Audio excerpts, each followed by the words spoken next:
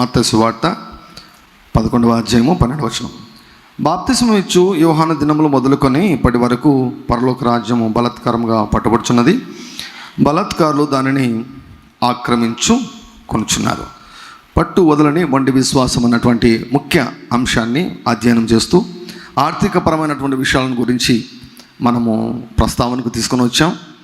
So వాటిలో భాగంగా ఆర్థికపరమైన విషయంలో ఏ రీతిగా మనం విశ్వాసాన్ని ఉపయోగించాలి, ఏ రీతిగా దేవుని యొక్క చిత్తాన్ని మన జీవితంలో నెరవేర్చుకోవాలి, ఫైనాన్షియల్గా మనం ఏ రీతిగా గాడ్స్ స్టాండర్డ్స్ ప్రకారం మనము జీవించాలి. హల్లెలూయా, థ్యాంక్ యూ లార్డ్ జీసస్. మీరు చూడండి ప్రియులారా, జస్ట్ అంటే దీనికి పెద్ద స్పిరిచువాలిటీ ఏం అవసరం లేదు. నేను చెప్పబోయే యొక్క విషయానికి పెద్ద ఆత్మీయ జీవితం ఏం అవసరం లేదు. కానీ చిన్న టిప్ చూడండి, సింపుల్ కామన్ సెన్స్, ఇంగిత జ్ఞానంతో మనం చెప్పచ్చు. ఇప్పుడు ఎవరైనా, ఇప్పుడు ఉదాహరణకు, అంటే వేరే రీతిగా మీరు ఎవరు అనుకోద్దండి, ఉదాహరణకు ఇప్పుడు చాలామంది అడ్వర్టైజ్మెంట్ ఇస్తూ ఉంటారు కదా. సోపులకు అడ్వర్టైజ్మెంట్ ఇస్తారు, ఏమండి సర్ఫులకు అడ్వర్టైజ్మెంట్ ఇస్తారు కదా, ప్రతి దానికి అడ్వర్టైజ్మెంట్లు ఇస్తారు. ఎవరితో ఇప్పిస్తారు అడ్వర్టైజ్మెంట్లు? పేదవాళ్ళతో ఇప్పిస్తారు ఏమైనా కదా, ఫేమస్ ప్రసిద్ధిగాంచిన వాళ్ళతోనే అడ్వర్టైజ్మెంట్ ఇప్పిస్తారు. ఉదాహరణకు క్రీమ్ ఉందనుకోండి, ఫెయిర్ అండ్ లవ్లీ, మన ఇప్పుడు ఏం క్రీములు ఉన్నాయో నాకైతే తెలియదు, కానీ క్రీమ్ ఉందనుకోండి, ఒక నల్లగా ఉన్నటువంటి వ్యక్తి ఫెయిర్ అండ్ లవ్లీ పెట్టుకొని ఫెయిర్ అండ్ లవ్లీనే వాడండి అని అన్నారనుకోండి, ఎవరన్నా వాడతారా? అయితే 2 బొమ్మలు ఉన్నాయనుకోండి వాడతారు. అంటే ఒక పక్క నేను ఇట్లా ఉంటేని నల్లగా ఉంటేని ఇప్పుడు తెల్లగా అయ్యాను కదా, వాళ్ళనే కదా వాడుకునేది కంపెనీ వాళ్ళు. కంపెనీ వాళ్ళు ఎవరిని వాడుకుంటారు? నల్లగా ఉండి తెల్లగైన వాళ్ళని వాడుకుంటారు, నల్లగా ఉన్న వాళ్ళని వాడుకోరు కంపెనీ వారు. ఎందుకంటే మా మందు చూడండి, మా ఆయింట్మెంట్ చూడండి ఎట్లా పనిచేస్తుందో, మా క్రీమ్ చూడండి ఎట్లా పనిచేస్తుందో అని చూపించేదానికి ఎవరిని ఎన్నుకుంటారంటే బాగా తెల్లగా అట్రాక్టివ్గా కనిపించేవాడిని ఎన్నుకుంటారు. అప్పుడే కదా కొనేది, లేకపోతే ఎవరైనా కొంటారా? ఎందుకు క్రైస్తవత్వం విస్తరించడం లేదు? KFC అనేది ఎక్కడుంది? ఎక్కడ స్టార్ట్ అయింది? ఒక 65 సంవత్సరాల ముసలాయన ఎన్నోసార్లు ఫెయిల్ అయ్యి, జీవితంలో అనేక సార్లు ఫెయిల్ అయిపోయి ఆఖరి దశలో 65 ఏళ్ళ వయసులో ఒక చిన్న బిజినెస్ స్టార్ట్ చేసేదానికి ఒక ఐడియా వచ్చింది. KFC అనే బిజినెస్ స్టార్ట్ చేస్తే ఈరోజు ప్రపంచమంతటా వ్యాపించింది. KFC అనేది ప్రపంచమంతటా, all over the world spreaded, ప్రపంచమంతా వ్యాపించింది. అది బాగుంటేనే వ్యాపించింది, బాగుంది కాబట్టి వ్యాపించింది, బాగుంది కాబట్టి తింటున్నారు. ఎందుకు యేసుక్రీస్తు ప్రభు అనేకులకు ఆకర్షణకరంగా ఉండడం లేదు? ఇప్పుడు ఒక కంపెనీ ఉందండి, మీకు అడ్వర్టైజ్మెంట్లో కంపెనీ యజమానుడు కనిపిస్తాడు ఏమన్నా? ఒక ఆయన కనిపిస్తాడు అనుకోండి. మరి ఇప్పుడు అంటే నేను టీవీ చూడక చాలా కాలమైంది, యాడ్లు అడ్వర్టైజ్మెంట్లు చూడక చాలా కాలమైంది. డబ్బులు మీకు ఊరికినే రావు అంటాడు. ఏమండి, లలిత జ్యువెలర్స్ ఓనర్ యూజువల్గా ఓనర్స్ అడ్వర్టైజ్మెంట్లో కనపడరు. హీరోలతోనో, క్రికెటర్స్తోనో, మంచి ఫేమస్ సినిమా యాక్టర్లతోనో వాళ్ళతో అడ్వర్టైజ్మెంట్స్ ఇప్పిస్తారు. ఓనర్ కనిపించారు. వాళ్ళని చూసి మీరు కొనండి, వాళ్ళని చూసి మీరు వాడండి, వాళ్ళని చూసి మీరు తాగండి. సిగరెట్కి అడ్వర్టైజ్మెంట్ ఇచ్చేవాడు ఏమన్నా క్యాన్సర్ పేషెంట్ అడ్వర్టైజ్మెంట్ ఇప్పిస్తాడు ఏమన్నా? ఎవరైనా తాగుతారా? బాగా ఫుల్ దిట్టంగా ఉన్నటువంటి వాళ్ళతోనే అడ్వర్టైజ్మెంట్ ఇప్పిస్తారు. ఒక విషయంలో చెప్పాలంటే, దేవుడు తన పిల్లలను పరలోక కంపెనీకి, పరలోక సంస్థకు రాయబారులుగాను, బ్రాండ్ అంబాసిడర్ లాగా ఉండాలని దేవుడు కోరుకుంటున్నాడు. హల్లెలూయా. నీవు పేదవాడిగా ఉండొచ్చు, అది తప్పు కాదు. కానీ దేవుడు నీ పేద స్థితిని దేవుడు సంపన్న స్థితిగా మార్చి నిన్ను వాడుకుంటాడు.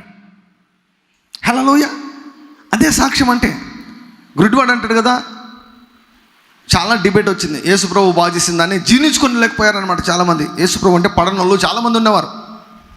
యేసుప్రభు మంచివాడు, పరిశుద్ధుడు, గొప్పవాడు, అందరికీ మేలే చేశాడు, ఎవరికి కీడు చేయలేదు. కానీ యేసయ్య అంటే సరిపోయిన వాళ్ళు చాలామంది ఉన్నారన్నమాట. యేసుప్రభు ఒక గుడ్డివాడిని బాగు చేస్తే అసలు ఒప్పుకోలేకున్నారు, అది ఒప్పుకోక తప్ప లేకున్నటువంటి పరిస్థితి అనమాట. కళ్ళెత్తు కనిపిస్తున్నాడు, అన్ని అడిగితే వాడు ఒక్కటే మాటలు చెప్పినాడు సాక్ష్యం. నాకు అవన్నీ తెలియదయ్యా, ఆయన పాపో పరిశుద్ధుడో మంచివాడో అవన్నీ తెలియదు. నేను ఇంతకు మునుపు గుడ్డివాడిగా ఉన్నాను, ఇప్పుడు చూడగలుగుతున్నాను. చాలు. Hallelujah. He is the brand ambassador for Jesus. కన్నులు తెరవబడిన ఆ గుడ్డివాడు యేసు ప్రభుకు సరైనటువంటి రాయబారి. ఆ వ్యక్తి చెబితే ఖచ్చితంగా ప్రజలు యేసయ్య వైపుకు ఆకర్షించబడతారు, బిజినెస్ బాగా జరుగుతుంది. అంతే కదండి. ఒక చోట మీరు బిర్యానీ బాగా తిన్నారనుకోండి, ఎందుకు తాడిపత్రిలో అనంతపురం బిర్యానీ లేదు, అనంతపురంలో తాడిపత్రి బిర్యానీ ఉంది. ఆలోచించారు ఎప్పుడైనా? తాడిపత్రిలో అనంతపురం బిర్యానీ లేదు, హిందూపురం బిర్యానీ లేదు, పుట్టపర్తి బిర్యానీ లేదు, కళ్యాణదుర్గం బిర్యానీ లేదు, రాయదుర్గం బిర్యానీ లేదు. అనంతపురంలో తాడిపత్రి బిర్యానీ ఉంది. అంటే ఎక్కడో స్టార్ట్ అయింది, తిన్నవాడు చెప్పాడు అనమాట, భలే ఉంటుందిరా అని చెప్పాడు. అట్లా అందరికి స్ప్రెడ్ అయింది. వారు తిని చూశారు, బాగుందని పేరు వచ్చింది. మా తాడిపత్రిలో వారానికి 3 రోజులు మాత్రం ఒక చోట బిర్యానీ దొరుకుతుంది. గంటలో అయిపోతుంది. పొద్దునుంచి సాయంత్రం వరకు బిజినెస్ పెట్టరు, అన్ని హోటల్లాగా గంటలో బిర్యానీ అంతా అయిపోతుంది. మీరు కావాలంటే ఎప్పుడైనా తెప్పించుకోండి, తాడిపత్రి రండి, కావాలంటే నేను తీస్తాను మీకు. సూపర్ టేస్ట్ ఉంటుందండి. అట్లా పేరు వచ్చింది అనమాట. అంటే నేను చెబుతాను సరే, నేను తిన్నా, నేను రుచి చూశాను. చాలామంది మా ఫ్రెండ్స్ వీళ్ళందరూ కూడా ఆ డేస్లో వచ్చారంటే ఖచ్చితంగా ఆ బిర్యానీ కావాలని అడుగుతారు. నా ఫ్రెండ్స్ ఆ బిర్యానీ తినాలందని చెప్తారు. వాళ్ళు అడగకముందే నాకు తెలుసు కాబట్టి నేను ముందుగానే ఆ బిర్యానీ తెప్పించి పెడతాను అనమాట. పొద్దునే తెప్పించుకోవాలి, మధ్యాహ్నం తినాలన్నా పొద్దునే తెప్పించుకొని పెట్టుకోవాలి, రెడీగా పెట్టుకోవాలన్నమాట. How it became famous? ఎందుకు అది ఫేమస్ అయింది? అనంతపురం నాకు తెలిసి నా కళ్ళకు 2 చోట్ల కనపడింది, తాడిపత్రి బిర్యానీ అని. It became famous by tasting it. ఎవరో చెప్పారు. అట్లా ఈ గుడ్డివాడు యేసయ్యకు బ్రాండ్ అంబాసిడర్ అయ్యాడు. ఇంత మునుపు గుడ్డివాడిని, నేనే ఇప్పుడు చూడగలుగుతున్నా, అంతే చాలు, ఫైన్, వికెట్లు పడిపోయాయి. వాక్యాలు చెప్పాల్సిన యోహాను సువార్త 3:16 ఏమంటుందంటే, నువ్వు పరలోకం గురించి చెప్పాల్సిన అవసరం లేదు, నరకం గురించి చెప్పాల్సిన అవసరం లేదు, నన్ను చూడు. కొంతమంది బాగా నల్లగున్న వాళ్ళు తెల్లగా అయ్యారనుకోండి, ఏం చేసినావు ఇంత తెల్లగా అయ్యావు అన్నారు అనుకోండి. ఈ క్రీమ్ రాసని అన్నారు అనుకోండి, ఆ క్రీమ్ కొంటారు లేదా వాళ్ళు? వెంటనే ఖచ్చితంగా కొంటారు. నేను నల్లగా ఉన్నాను, ఈ క్రీమ్ రాస్తే తెల్లగా అవుతామంట, కాబట్టి ఇది వాడుతున్నాను అంటే ఎవరన్నా వాడతారా? నువ్వు తెల్లగా చూపించు, అప్పుడు వాడతామంటారు. క్రైస్తవులకు అన్యులు ఏం సవాల్ చేస్తారంటే, నీ బతుకు సరిగా పెట్టుకో, నువ్వు వేసుకునే డ్రెస్సు సరిగా లేదు, నువ్వు నీ దేవుడే దేవుడు అంటావు, నీ దేవుడు రాజు అంటావు, నువ్వు పెద్ద రాజు అంటావు. Look at your life. నువ్వు అంబాసిడర్వా? అవమానకరంగా ఉన్నావా దేవునికి? నేను చెప్పే విషయం మీకు అర్థమవుతుందని నేను అనుకుంటాను. యేసు ప్రభు గురించి మనము ప్రకటించేదానికే బ్రతికున్నాం. యేసు ప్రభువును పొగడడానికి బ్రతికున్నాం, ప్రకటించేదానికి బ్రతికున్నాం. ప్రకటించాలంటే ఏమని ప్రకటించాలి? ఆయన కనిపించాడు. కంపెనీ యజమానులు దాదాపుగా అడ్వర్టైజ్మెంట్స్లో కనిపించరు, వేరే వాళ్ళే కనిపిస్తారు, బ్రాండ్ అంబాసిడర్లు కనిపిస్తారు. నన్ను బ్రాండ్ అంబాసిడర్స్గా దేవుడు నియమించాడు ఈ లోకంలో. ఎలా ఉండాలంటే, నా జీవితాన్ని చూసి యేసయ్య నమ్ము అని చెప్పేటట్లు ఉండాలి. ఒకప్పుడు నేను పిరికివాడని, ఇప్పుడు ధైర్యవంతుడిని. ఒకప్పుడు నేను రోగిని, ఇప్పుడు ఆరోగ్యవంతుని. ఒకప్పుడు నేను భయపడేవాడిని, ఇప్పుడు ధైర్యం చేత నింపబడి నేను ఉన్నాను. ఒకప్పుడు నేను అప్పులలో ఉంటిని, ఇప్పుడు అప్పులు లేని స్థితిలో నేను ఉన్నాను. ఒకప్పుడు ఓడిపోయిన వ్యక్తిని, ఇప్పుడు విజయోత్సాహంతో ఉన్నాను. ఒకప్పుడు ఎప్పుడూ ఏడుస్తుండేవాడిని, ఇప్పుడు ఎప్పుడు కూడా నవ్వుతున్నాను, నాట్యం ఆడుతూ ఉన్నాను. ఒకప్పుడు ఎవరికీ నేను ఆశీర్వాదకరంగా లేకుండా ఉంటేనే, ఇప్పుడు నేను అనేకులకు ఆశీర్వాదకరంగా ఉన్నాను అని చెప్పగలగాలి. అప్పుడే యేసు ప్రభు వాడుకునే దానికి మనం పనికొస్తాం. ఆయనకి మండు చుట్టూ దీపాన్ని కొంచెం కింద పెట్టాడు. నువ్వు వెలుగుతూ ఉంటే, నువ్వు ప్రకాశిస్తుంటే దేవుడు నిన్ను వాడుకుంటా అంటాడు. నిన్ను బ్రాండ్ అంబాసిడర్గా వాడుకుంటా, నిన్ను అభిషేకిస్తా, నీకు తలాంతులను ఇస్తా, నిన్ను వాడుకుంటాను అంటాడు. In the same way Jesus became poor so that we can become rich. ఆయన మన నిమిత్తము పేదవాడయ్యాడు, ఎందుకంటే మనలను ధనవంతులుగా చేసేదానికి. బీదవాని జ్ఞానము తృణీకరించబడను. బీదవాని మాటలను ఎవ్వడు లెక్క చేయడు. బీదవాని మాటలు బీదవాడు కూడా లెక్క చేయడు. జ్ఞానుల మాటలు, ధనవంతుల మాటలకు విలువనిస్తారు ఎవరైనా. మీరు మంచి డ్రెస్ వేసుకుని పోండి, ఒక మంచి చైను బ్రేస్లెట్ వేసుకుని పోండి, మీకు ఎట్లా మర్యాద ఇస్తారు చూడండి సమాజంలో. సార్ సార్ అని పిలుస్తారు. చింపిరిపోయినటువంటి డ్రెస్ వేసుకుని దీనత్వం పోండి, ఒరే తరే అంటారు అనమాట. సంబోధన లేకుండా మాట్లాడతారు. దేవుడు అలా తన బిడ్డలు అలా ఉండాలని ఏమాత్రం కూడా ఆయన కోరుకోవడం లేదు. Why God wants to touch your finances? నీ ఆర్థికపరమైన విషయాలను దేవుడు ఎందుకు తాకాలని అనుకుంటాడంటే నిన్ను వాడుకోవాలనుకుంటున్నాడు. బ్రాండ్ అంబాసిడర్గా వాడుకోవాలనుకున్నా. నా దేవుడు పరిశుద్ధుడు మాత్రమే కాదు, నా దేవుడు ధనవంతుడు కూడా. నా దేవుడు ఆత్మీయ సంగతులను గురించి మాత్రమే పట్టించుకునేవాడు కాదు, నా దేవుడు నా ఆర్థిక పరిస్థితిని కూడా మార్చగలిగేవాడు అని నీవు చెప్పునట్లుగా దేవుడు నీ ఆర్థిక పరిస్థితిని మార్చాలని అనుకుంటున్నాడు. మన ఆర్థిక పరిస్థితి మార్చబడాలంటే what we have to do, మనం ఏమి చేయాలి? అది పాయింట్, అది అంశం. మనం ఏం చేయాలి? ఈ సందర్భంగా మాట్లాడుతూ విత్తుట కోయట గురించి మనం మాట్లాడుతున్నాం. డబ్బును ఎప్పుడు కూడా ఓ విత్తనంలాగా చూడాలి. దేవుని యొక్క రాజ్యంలో కానుకలు ఇచ్చే సమయము, మనం పెట్టుబడి పెట్టే సమయం. ఎలా కానుకలు ఇవ్వాలో చెప్పాను, ఎలా విత్తాలో చెప్పాను. విశ్వాసంతో విత్తాలి, విధేయతతో విత్తాలి చెప్పాను. తర్వాత క్రైస్తవులకు చాలామందికి ఇవ్వడమే తెలుసు, విత్తడమే తెలుసు, కోసుకోవడం తెలియదు. దేవుని నుంచి ఎలా డబ్బులు తెచ్చుకోవాలో చాలామందికి తెలియక పేదరికంలో కొనసాగిపోతూ ఉన్నారు, అప్పులలో కొనసాగుతూ ఉన్నారు. దేవుణ్ణే దేవుడిగా కలిగి ఆ భూమియు దాని సంపూర్ణతయు యెహోవావే అన్నటువంటి వాక్యం తెలిసి కూడా దేవుని నుంచి పొందుకోలేనటువంటి స్థితిలో చాలామంది ఈరోజు ఒక బ్యాడ్ ఎగ్జాంపుల్గా జీవిస్తూ ఉన్నారు. బ్యాడ్ ఎగ్జాంపుల్గా జీవిస్తారు. ప్రతి ఊరు తీసుకోండి, ఎంతమంది దేవుని యొక్క పిల్లలు ఫస్ట్ టాప్ 10 రిచ్ పర్సన్స్గా ఎవరున్నారు? ప్రతి ఊర్లో టాప్ 10లో రిచెస్ట్ పర్సన్స్గా ఎవరైనా ఉన్నారా? క్రైస్తవులు, యేసుప్రభువు నమ్మినటువంటి వారు ఎవరైనా ఉన్నారా? చాలా అరుదు. ప్రపంచాన్ని చూడండి, అమెరికా పెద్దన్న అంటారు కదా, ఇప్పుడు వాళ్ళకు కొంచెం డబ్బులు ఎక్కువైపోయి వాంతికైపోయి దిక్కు తెలియని పరిస్థితుల్లోకి వెళ్ళిపోతున్నారు. కానీ జస్ట్ 4 తరాల్లోనే 400 సంవత్సరాల్లోనే ప్రపంచాన్ని ఏలే స్థాయికి వారి ఆర్థిక పరిస్థితి హెచ్చించబడింది. కేవలం దేవునికి ఇవ్వాల్సినటువంటి ఘనతను వారు ఇవ్వడం వలన. అదే ఒక కుటుంబంగా చేస్తే నీ కుటుంబం ఆర్థిక పరిస్థితి వర్ధిల్లుతుంది. వ్యక్తిగతంగా చేస్తే నీ వ్యక్తిగత జీవితం వర్ధిల్లుతుంది. కొంతకాలం పాటు నువ్వు చేయగలిగితే గొప్ప గొప్ప కార్యాలు దేవుడు చేస్తాడు. సో కాబట్టి కోతకాలం గురించి మనం మాట్లాడుతున్నాం.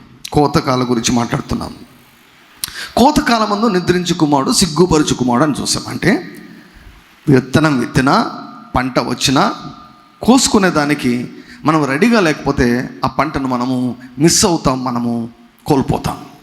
పంటను మనము ఎంజాయ్ చేయం, పంటను మనం అనుభవించం. ఏ వ్యవసాయకుడు ఏమంటే పంటను దృష్టిలో పెట్టుకోకుండా విత్తనం వేస్తాడా? ఏ వ్యవసాయకుడైనా పంటను దృష్టిలో పెట్టుకోకుండా విత్తనం వేస్తాడా? ఎవరైనా? విత్తనం ఎందుకు వేస్తారు? పంటను దృష్టిలో పెట్టుకుని వేస్తారు. కానుకలు ఇచ్చేటప్పుడు నీ పంటను చూస్తూ కానుక వేయి దేవుని యొక్క సన్నిధిలో. That is faith. అది అత్యాశ కాదు, తప్పు కాదు, అది స్క్రిప్చరల్, అది లా, చట్టం. అది దేవుని యొక్క చట్టం. కొంచెంగా విత్తువాడు కొంచెంగా పంట కోయను, సమృద్ధిగా విత్తువాడు సమృద్ధిగా పంట కోయను. సో ఈ సందర్భంలో మనం చూసాం, సేద్యగాడంట విత్తనం వేశాడు, ఆ రాత్రి పగలు పడుకొని నిద్రపోయి లేస్తూ ఉన్నాడంట. ఆ యొక్క వేయబడినటువంటి విత్తనం పెరిగి కాపుకు వచ్చిందంట. కోత సమయానికి వచ్చిందంట. అప్పుడు సేద్యగాడంట కొడవలు తీసి ఆ పంటను కోసుకున్నాడంట. విత్తనము మనిషి విత్తాడు, ఏమండి, వృద్ధిని దేవుడిచ్చాడు, మానవుడే పంటను కోసుకోవాలి. మార్క్స్ వార్త 4:29లో వ్రాయబడింది. సేద్యగాడు కొడవలు తీసుకొని పంటను కోస్తాడు. పంట ఆటోమేటిక్ కాదు, నీ ఇంటికి అది ఆటోమేటిక్గా రాదు, నీవే కోసుకోవాలి. సో విత్తాల్సింది నీవే, కోసుకోవాల్సింది నీవే. వృద్ధి మాత్రము, పంటను మాత్రం దేవుడిస్తాడు. మత్తయి వార్త 13:39లో మనం చూసాం, కోత కోయవారు దేవదూతలు అంటాడు యేసు ప్రభు. కోత కోయవారు దేవదూతలు అంటే కోత కోయవారు మనము ప్లస్ దేవదూతలు. సో మనం విత్తినటువంటి విత్తనానికి పంటను కోసుకోవాలంటే దేవదూతల పరిచర్య కీలకమైంది. అక్కడ పరిశుద్ధాత్మ దేవుడు మనల్ని ఆపేశాడు. నేను ఒక 2 మెసేజ్లు మాత్రమే, ఒక 2 లేకపోతే 3 దేవదూతల పరిచర్య గురించి చెప్పాలని నేను అనుకున్నా, దేవుడు ప్రేరేపిస్తే. కానీ దేవుడు ఆపడం లేదు. లాస్ట్ వీక్ నేను ఆపేద్దాం అనుకున్నా, ఆపడం లేదు. ఈ వారం చెప్పమన్నాడు, వచ్చే వారం కూడా చెప్పమన్నాడు. నాకు తెలియదు మరి వచ్చే వారం వీలైతే ముగిస్తాను, లేదు ఆయన కంటిన్యూ చేయమంటే నేను అడ్డుపడేదానికి నేను ఎవరిని? Angelic ministry, the most ignored ministry. అది మనం ఏమనుకుంటామంటే బైబిల్లో చదివేదాని కొరకే బైబిల్లో వ్రాయబడిందేమో అనుకుంటాం మనం. నీవు విత్తినటువంటి విత్తనానికి నువ్వు పంటను కోయాలి అంటే దేవదూతల పరిచర్య నీకు అవసరం. దేవదూతల పరిచర్య విస్తారంగా నువ్వు ఎప్పుడు పొందుకుంటావు అంటే, దేవదూతల పరిచర్య గురించి నువ్వు ఎంతగా తెలుసుకుంటావో, ఎంత అవేర్నెస్ను నీవు పొందుకుంటావో. రండి చదువుదాం అందరూ కూడా. హెబ్రీయులకు వ్రాయబడినటువంటి పత్రిక 1వ అధ్యాయము 1వ అధ్యాయం అంతా మీరు కావాలంటే తర్వాత మీకు సమయం ఉన్నప్పుడు చదవచ్చు. 1వ అధ్యాయం అంతా యేసు ప్రభు వారి యొక్క పరిచర్యకు, దేవదూతల పరిచర్యకు తేడాను తెలియజేస్తున్నాడు. Ministry of Jesus and ministry of angels. Ministry of Jesus and ministry of angels. Yesu ప్రభు యొక్క పరిచర్య ప్లస్ దేవదూతల యొక్క పరిచర్య. యేసు ప్రభు పరిచర్య ఏంటి? యేసు ప్రభు యొక్క పరిచయం ఏంటంటే, వంట చేసి పెట్టాడు ఆయన, సిద్ధపరిచాడు ఆయన. He prepared everything and he gave everything. సిద్ధపరిచాడు. దేవదూతలు ఏం చేస్తారంటే సిద్ధపరచబడిన దానిని నీకు అందుబాటులోకి తీసుకొని వస్తారు. అర్థమవుతుంది అనుకుంటా. జీసస్ మినిస్ట్రీ ఏంటంటే he prepared everything. Whatever you need for life and godliness. జీవమునకు, భక్తికి, నీకు కావాల్సిన సమస్తమును యేసుక్రీస్తు ప్రభు సిద్ధపరిచేశాడు, ఇచ్చేశాడు, డిస్పాచ్ చేశాడు. ఇప్పుడు ఏదైనా మనం అమెజాన్లో ఆర్డర్ పెట్టామనుకోండి, కంపెనీకి ఆర్డర్ పెడతాం, కంపెనీ వారు డిస్పాచ్ చేస్తారు. తీసుకొని ఎవరు వస్తారు? డిస్పాచ్ చేసేవాళ్ళు, ట్రాన్స్పోర్ట్ వాళ్ళు, వాళ్ళ ఏజెంట్, వాళ్ళ అబ్బాయి తీసుకొని వస్తాడు. కంపెనీ ఓనర్ ఆయన కాదు, తయారు చేసిన ఈ వ్యక్తి కాదు, ట్రాన్స్పోర్ట్ చేసే వ్యక్తి మాత్రమే. ఇన్ ద సేమ్ వే యేసుక్రీస్తు ప్రభు యొక్క పరిచయం ఏంటంటే, యేసు ప్రభు సిద్ధపరిచాడు, ప్రిపేర్ చేశాడు, సృష్టించాడు, తయారు చేశాడు. దేవదూతల పరిచర్య ఏమిటి అంటే సిద్ధపరచబడిన దానిని మనకు హ్యాండ్ ఓవర్ చేసే పని దేవదూతల పరిచర్య. 1వ అధ్యాయం 14వ వచనం చదువుదామా? 1వ అధ్యాయం 14వ వచనం. వీరందరూ అంటే మన గురించి, విశ్వాసుల గురించి చెబుతున్నాడు. వీరందరూ రక్షణను స్వాస్థ్యం పొందబో వారికి పరిచారము చేయుటకై పంపబడిన సేవకులైన ఆత్మలు కారా.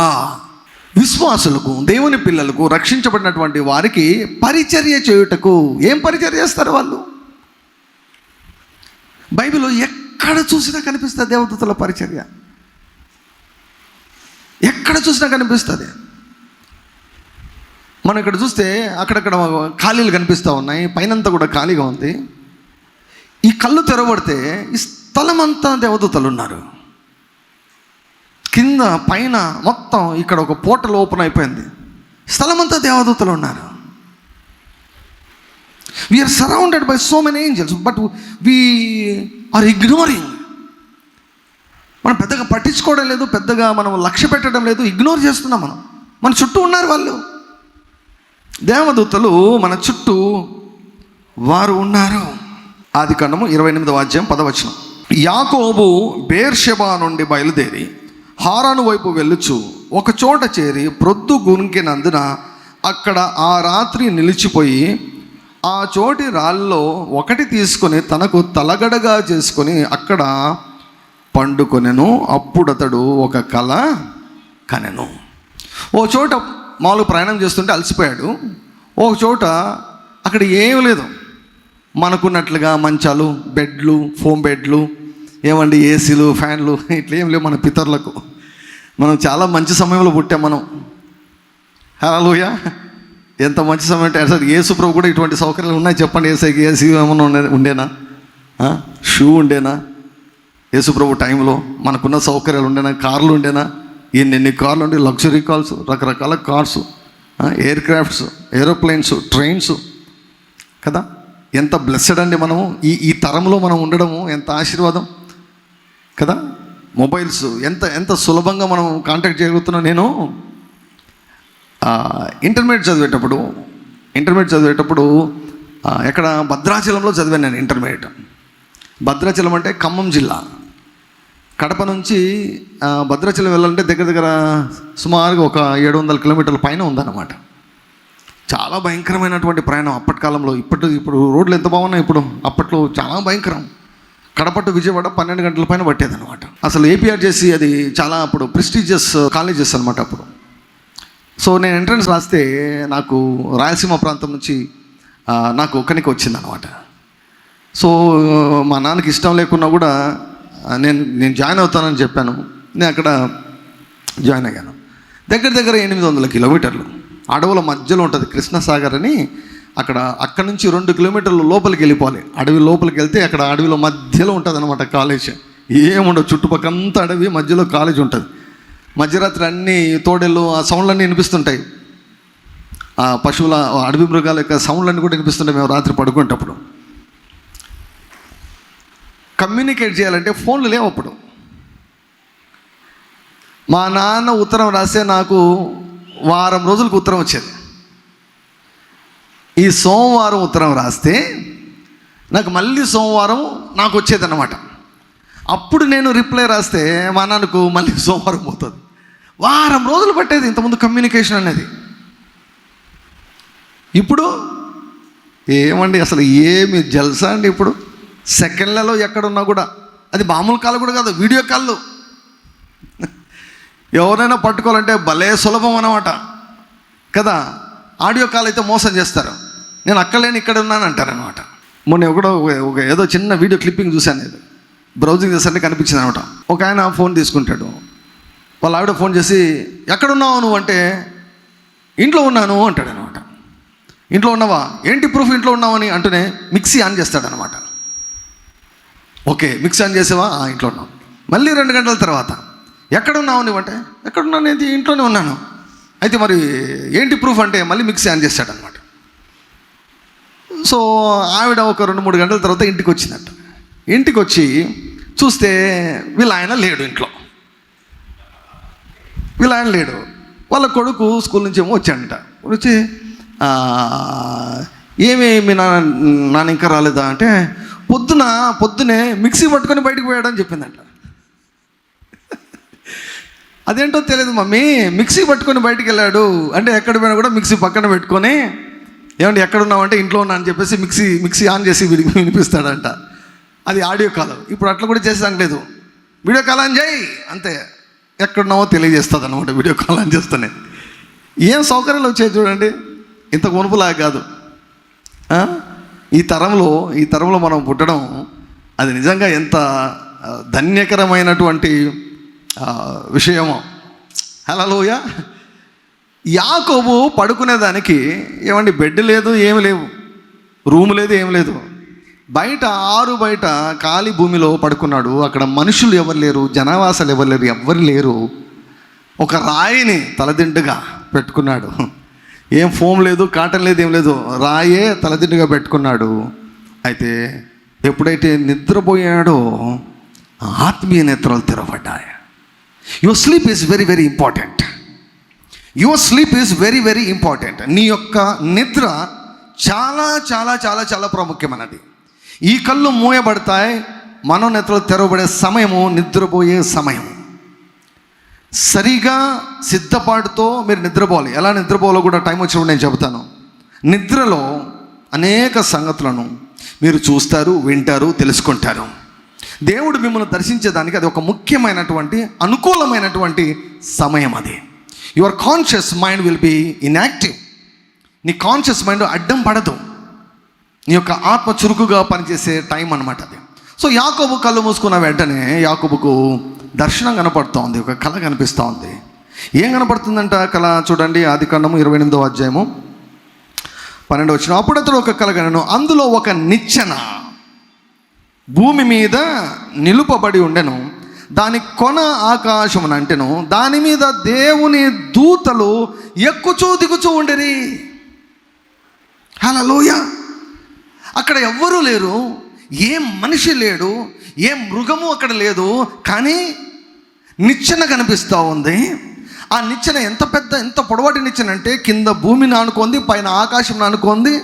ఆ నిచ్చెన మీద ఏం చేస్తున్నారంటే దేవదూతలు ఏం చేస్తున్నారంట, ఎక్కుచూ 2 బ్యాచ్లు ఉన్నాయి.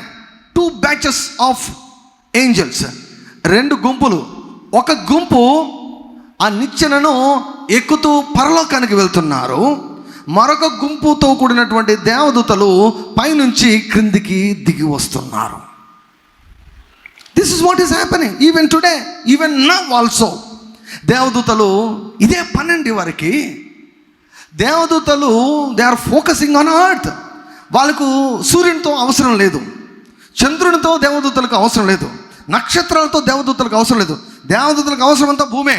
ఎందుకు భూమి అంటే, భూమి మీద నీవు ఉన్నావు, భూమి మీద నేనున్నా. దేవుని యొక్క దృష్టి భూమి మీదనే, దయ్యంగాడి దృష్టి భూమి మీదనే.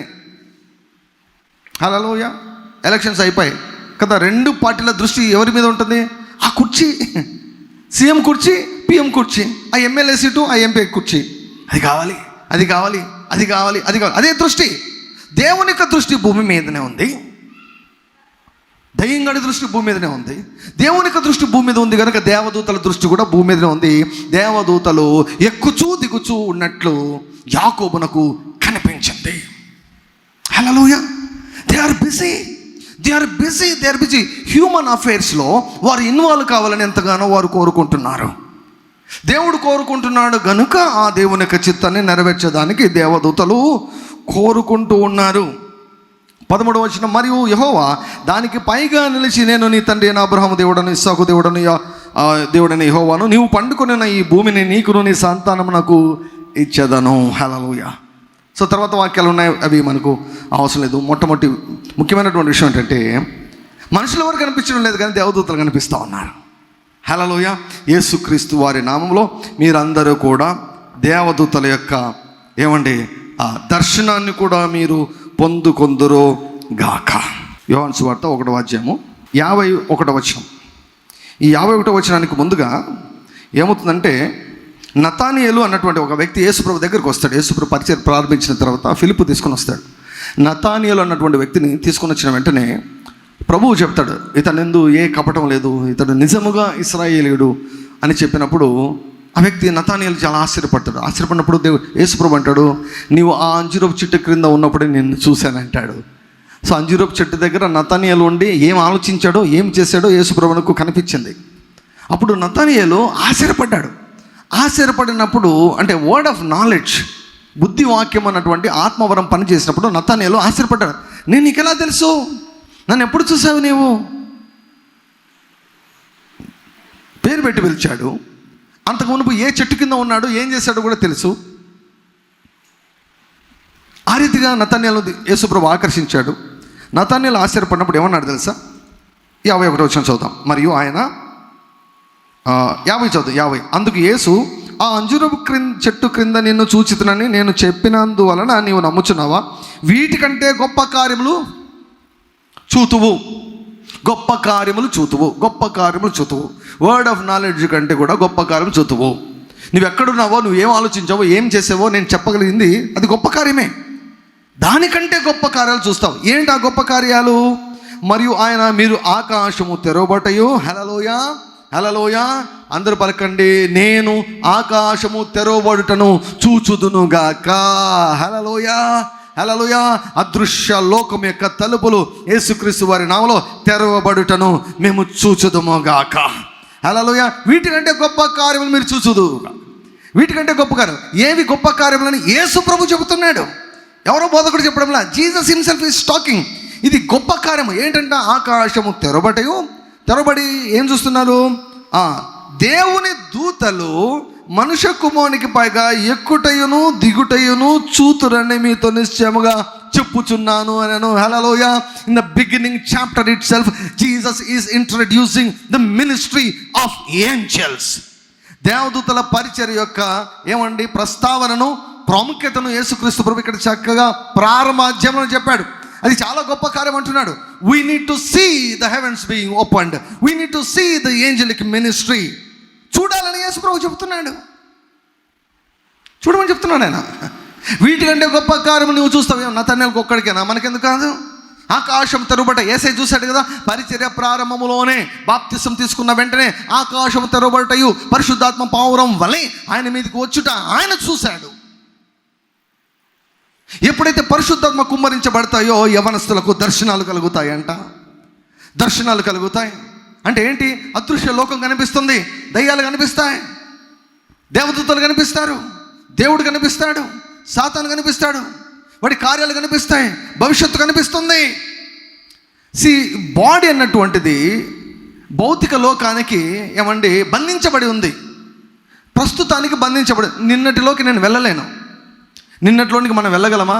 No, we are time bound. On earth we are time bound. పోనీ రేపట్లోకి వెళ్ళగలమా మనము? రేపట్లోకి వెళ్ళలేం. 12 దాటితేనే రేపట్లోకి వెళ్ళేది. ఇప్పుడు వెళ్ళలేం. కానీ ఆత్మలో రేపట్లోకి వెళ్ళిపోవచ్చు, ఆత్మలో నిన్నట్లోకి వెళ్ళిపోవచ్చు, ఆత్మలో 10 సంవత్సరాల పైగా లోపలికి వెళ్ళిపోవచ్చు. స్పిరిట్ రెల్మ్లో టైం లేదు. టైం ఏందండి? సూర్యుడే కదా టైం అంటే, సూర్యుడు భూమే కదా టైం అంటే, మన సౌర కుటుంబంలో ఉన్నదే కదా టైం అంటే. దేవుడు దీనికి పరిమితమైనటువంటి వాడు కాదు కదా. ఈ విశాల విశ్వాన్ని అంతా కూడా ఆయన చెప్పు చేతిలో పెట్టుకున్నాడు కదా. ఆయన టైంకు పరిమితి లేదు, ఆయన టైంకు ఆయన లోబడడు, సమయానికి ఏమైనా ఆయన ఏం లోబడ్డు.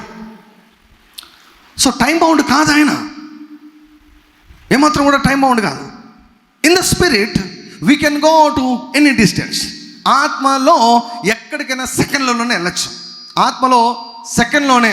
ఇప్పుడు ఆత్మలో నేను అమెరికా వెళ్ళి రావచ్చు, ఆత్మలో ఇక్కడే ఉంటుంది, దేహం ఇక్కడే ఉంటుంది. But in the spirit I can go to America and visit America and do what I need to do and just return back in a split second. That's the gifts of the spirit. ఆత్మ వరముల యొక్క ఏమండి శక్తి సామర్థ్యాలు అవి. So ప్రభు ఏమంటారంటే ఆకాశము తెరబటయు దేవదూతలు ఎక్కుచూ దిగుచూ ఉంటాయో మీరు చూస్తారు అన్నాడు. Let's pray. ప్రార్థించే ప్రభువా, ఇంతకాలం గుడ్డి విశ్వాసలాగా జీవిస్తున్నామయ్యా. ఆ వాక్యమే చెప్తుంది. ఇప్పుడు వాక్యం ఉండే చాలు, వాక్యం ఉండే ఆ వాక్యమే చెప్తుంది. ఆ వాక్యమైన యేసే చెప్తున్నాడు, నువ్వు చూస్తావు నతనయేలు. ఇప్పుడు విన్నావు, నువ్వు చూస్తావు. ఏం చూస్తావు? దర్శనాలు చూస్తావు నతనయేలు. దర్శనాల్లో ఏం చూస్తావు? దేవదూతలు ఎక్కుచూ దిగుచు. అంటే వారు భూమి మీద ఏదో పనులు చేస్తున్నారు, ఏవో తీసుకుని పోతున్నారు, ఏవో తీసుకుని వస్తున్నారు. Hallelujah, hallelujah. ఎక్కుచున్నారు దిగుచున్నారు. They are very very busy. పరలోకం అంట చాలా బిజీ ప్లేస్ అంట. అది ఎప్పుడు కూడా పని మీద ఉంటారంట దేవదూతలు కానీ పరలోకం ఉన్న పరిశుద్ధులు కానీ. ఖాళీగా చాలామంది అనుకుంటే ఖాళీగా రెక్కలు వేసుకొని ఇట్లా ఎగురుతూ ఉంటారు. బోరు కొడుతుందేమో పరలోకం అంటారు. కొంతమంది యవనస్తులు అయితే కామెడీగా మాట్లాడుతూ, పరలోకంలో ఏముంటుంది ఊరికే ఏమంటే రెక్కలు వేసుకొని ఊరికి ఎగురుతూ ఉండడమా, సూత్రం అనుకుంటుండడమా? No, heaven is a very very very busy place. చేతి నిండా పని ఉంటుంది పరలోకంలో. Hallelujah, thank you Lord Jesus. దేవదూతలు ఎక్కుచూ దిగుచూ ఉంటారు, నీవు చూస్తావు. అది చాలా గొప్ప కార్యం అంటున్నాడు. దేవదూతలను చూడగలడం అన్నటువంటిది చాలా గొప్ప కార్యం అంటూ ఉన్నాడు. ఎవరు? యేసు ప్రభు. ఈ గొప్ప కార్యం మనం చూసినట్లు యేసుక్రీస్తు ప్రభు మనకు అనుగ్రహించును గాక. హల్లెలూయా. ప్రే ప్రభువా, నా ఆత్మీయతలు తెరువు. చాలా అయ్యా, ఇంకా చూసింది చాలు. ఈ లోకాన్ని చూసింది చాలు. ఈ పరిమితి ఉన్నటువంటి ఈ యొక్క భౌతిక ప్రపంచాన్ని చూసింది చాలా అయ్యా, చాలా. I want to see more clearly into the realms of the spirit. ఆత్మీయ మండలంలోనికి నేను స్పష్టంగా చూడగలగాలయ్యా. స్పష్టంగా నేను చూడగలగాలి.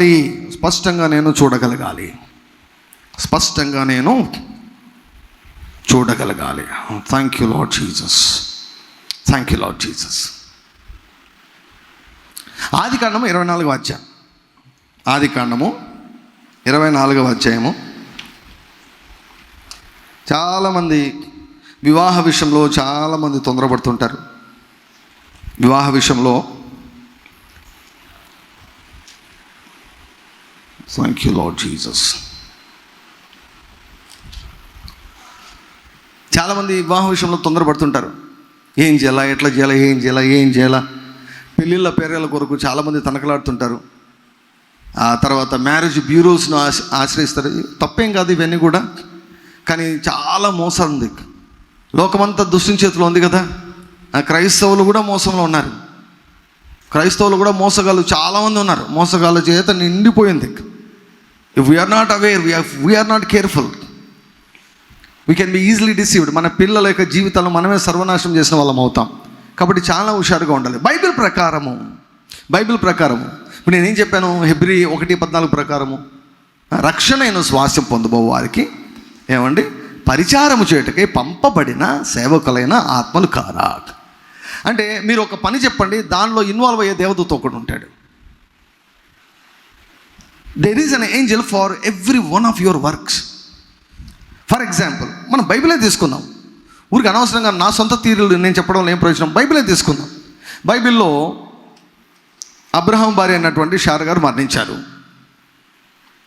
షారమ్మ మరణించింది. ఇస్సాకు పెళ్లి చేయాలన్నప్పుడు తన దగ్గర నమ్మిన బంటుగా ఉన్నటువంటి సేవకుడికి అప్పగించి ప్రార్థన చేసి పంపించాడు. పంపిస్తూ ఏం మాట్లాడాడు చూద్దాం ఒకసారి. ఏం మాట్లాడు చూద్దాం. ఆదికాండము 24వ అధ్యాయము 7వ వచనం. ఆదికాండము 24వ అధ్యాయం 7వ వచనం.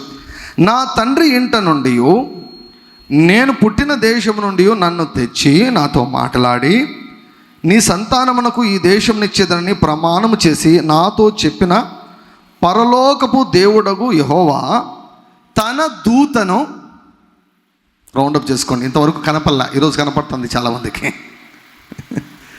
ఎవరిని పంపిస్తాడంట? దేవుడు ఎవరిని పంపిస్తాడంట? తన దూతను నీతో పాటి కాదు, నీకు ముందుగా పంపును.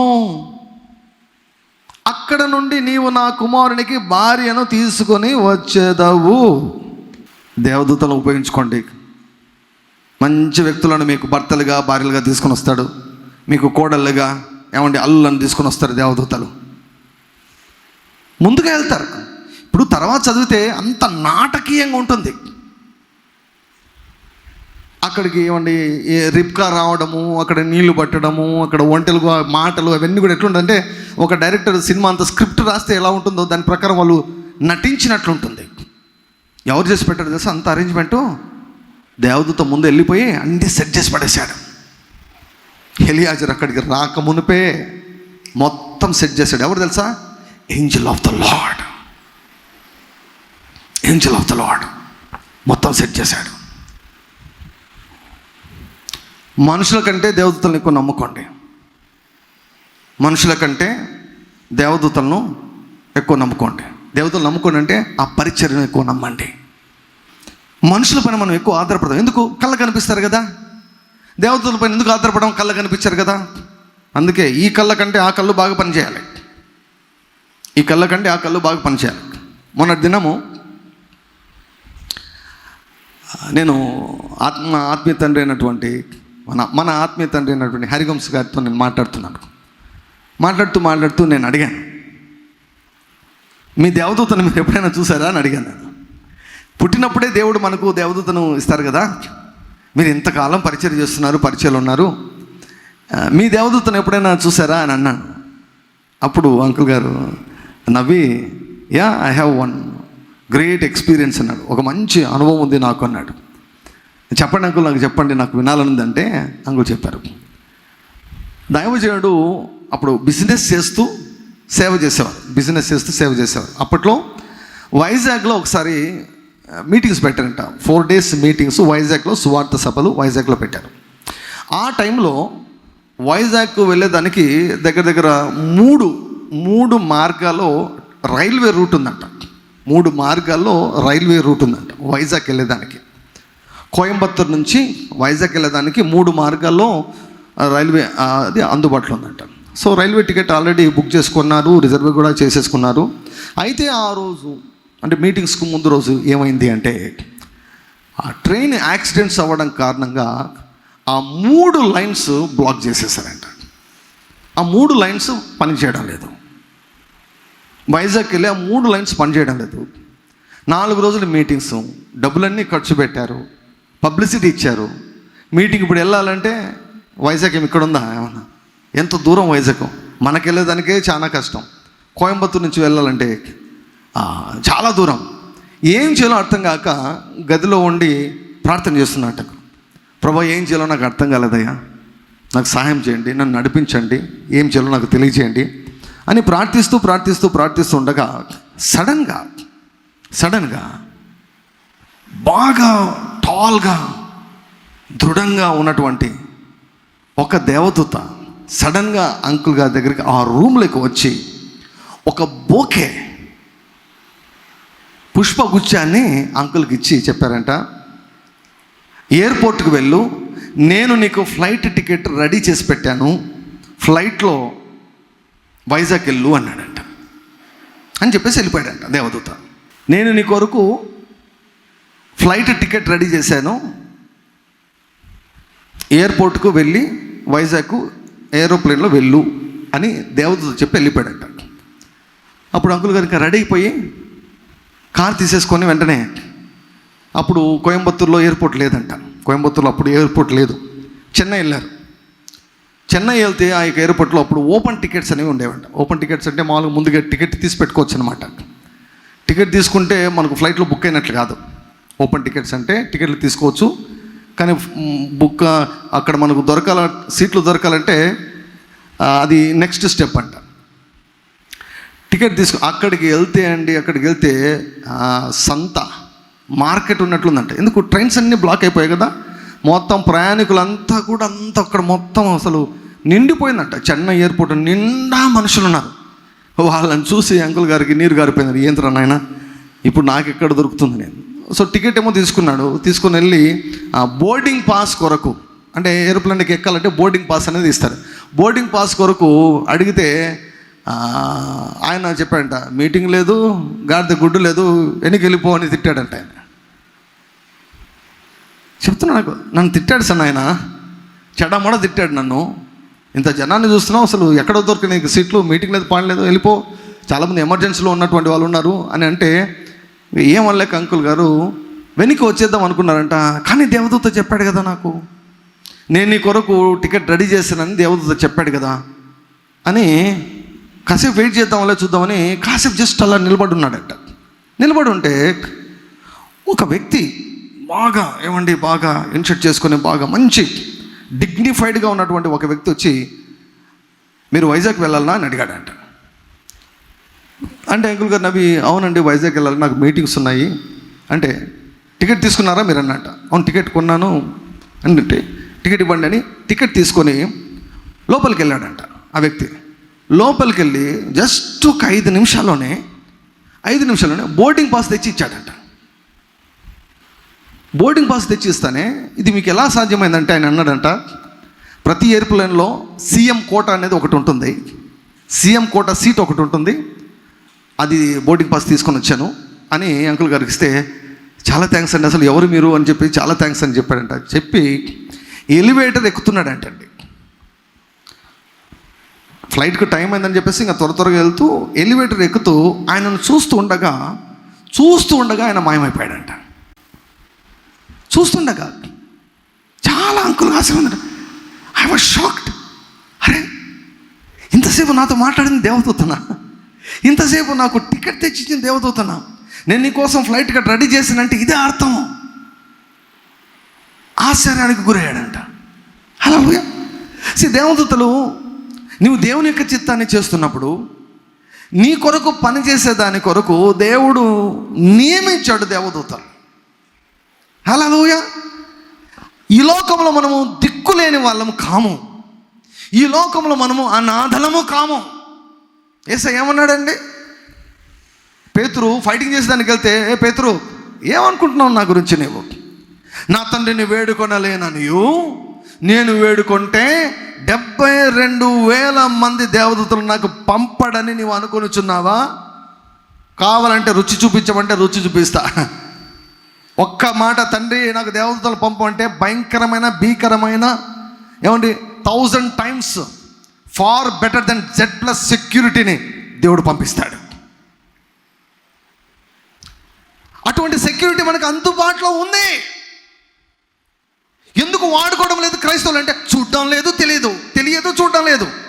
ఎలా దేవదూతలను యాక్టివేట్ చేయాలో చాలామందికి తెలియదు, ఎలా వాడుకోవాలో తెలియదు, ఎలా ఉపయోగించుకోవాలో తెలియదు. రక్షణయను స్వాస్యం పొందబో వారి కొరకు పరిచారము చేయుటకై పంపబడిన సేవకులైన ఆత్మలు దేవదూతలు కారా. నీ దేవదూత ఎప్పుడు కూడా నీతోనే ఉన్నాడు. ఏ పని అయినా ఆ దేవదూత నీ కొరకు చేయగలడు. ఏ పనైనా చేయగలరు. జ్ఞానానికి సంబంధించిందా, దానియేలునకు జ్ఞానాన్ని ఇచ్చాడు దేవదూత. దేవదూత ఏది సృష్టించాడని నేను చెప్పాను కదా, basic understanding. Jesus he's prepared everything. దేవదూత నీకు ట్రాన్స్పోర్ట్ చేస్తాడు, అందుబాటులోకి తెస్తాడు, లేక అందచేస్తాడు. That is the ministry of angels. ప్రయాణంలో తోడుగా ఉంటారు, సహాయం చేస్తారు, ఆదుకుంటారు, బలపరుస్తారు, ఆదరిస్తారు. పెళ్ళిళ్ళు కూడా చేస్తారు, పెళ్ళిళ్ళు కూడా ఫిక్స్ చేపిస్తారు. నాటకీయంగా అరేంజ్ చేస్తాడు ఆయన. యేసయ్య నమ్ముకోండి. మనుషులు ఎందుకు నమ్ముకుంటారు? లోకంలో ఎట్లుంది తెలుసా? 1000 అబద్ధాలు ఆడైనా అది ఉంది. మరి నువ్వు పెళ్ళి సంబంధాల్లో నువ్వు వినే దానిలో 90% అబద్ధాలు ఉంటాయి, గుర్తుపెట్టుకోండి. నీకై నీవు బాగా నువ్వు కనుక్కుంటే తప్ప, భౌతికంగా కనుక్కోవాలి, ఆత్మీయంగా కూడా కనుక్కోవాలి. ప్రభు ఈ మనిషి ఎటువంటి మనిషి ప్రభు? ఈడు జోడు సరిపోయింది. ఏంటి సరిపోయేది? రంగు సరిపోతే సరిపోయినా? అసలైంది ఏంటి సరిపోవాల్సింది? మనసు కనపడదు. అది ఇంకా పెళ్లి చూపులు అందరూ దీనులుగానే ఉంటారు. పెళ్లి చూపులో ఎక్స్ట్రాలు ఎవరు చేయరు, అందరూ దీనులుగానే ఉంటారు. కప్పుకుంటారు అనమాట, ముసుకుంటారు. పెళ్ళి అయితేనే బయటకు వస్తుంది విశ్వరూపము, నిజ స్వరూపాలన్నీ కూడా. దేహం కాదండి పెళ్ళి అంటే. ఏం చూస్తారు చెప్పండి? పెళ్లి చూపులు అంటే నాకు తెలియక అడుగుతాను. ముఖం చూసేదానికి వెళ్తారు, ఇల్లు వాకిలు చూసేదానికి వెళ్తారు. సంసారాలు చేసేది ఇల్లు వాకిల్లా, ముఖాల సంసారాలు చేసేది మనసులో అండి. సంసారాలు చేయాల్సింది మనసులో. మనకు తెలియదు చాలా విషయాలు. దేవదూత ఇస్సాకు కొరకు అంత సిద్ధపరిచి పెళ్లి కూతురు పట్టుకొని వచ్చాడు. హల్లెలూయా. ఏంజెలిక్ మినిస్ట్రీని మీరు ఉపయోగించుకుంటే మీ కుటుంబాల్లో పెళ్ళిళ్ళు చక్కగా జరుగుతాయి. కుమారుడు లాంటి అల్లుళ్ళు మీ ఇంటికి వస్తారు, కూతుళ్ళ లాంటి కోడలు మీ ఇంటికి వస్తారు. హల్లెలూయా. నయోమితో ఏమండి ఋతు ఏమన్నది? నీ దేవుడే నా దేవుడు. వాళ్ళు ముంగీసా పాము కాదు, అత్త కోడలు, తల్లి కూతురులాగా వాళ్ళు ఉన్నారు. హల్లెలూయా. దేవదూతలు ఇన్వాల్వ్ అవుతే అటువంటి భర్తలు, అటువంటి భార్యలు, అటువంటి ఇన్లాస్, హల్లెలూయా, అటువంటి అల్లు, అటువంటి కోడలు వస్తారు దేవదూతలు ఇన్వాల్వ్ అయితే. ఎందుకు రాయించాడు దేవుడు ఇక్కడ? పెళ్ళిళ్ళలో కూడా ఇన్వాల్వ్ కావాలని దేవదూతలు కోరుకుంటున్నారు. మీ పిల్లల జీవితాల్లో ఇన్వాల్వ్ కావాలని కోరుకుంటున్నాడు. అబ్రాహాము ఏమన్నాడు చూడండి, ఒక డిగ్రీ వేసేసాడు. ఏంటి? యెహోవా అంటే నన్ను ఎవరు నా తండ్రి నుంచి పిలిచాడో, నాతో ఎవరు మాట్లాడారో, నన్ను ఎవరు దీవించారో, నాకు ఎవరు సంతానాన్ని కలుగజేశారో ఆయనే నీకంటే ముందుగా దేవదూతను పంపిస్తాడని పలికాడు. ఎప్పుడైతే అబ్రహాము ఆ మాటను పలికాడో, ఆ మాటను నెరవేర్చేదానికి ఆయన దేవదూత వెళ్ళిపోయాడు. హల్లెలూయా. నీ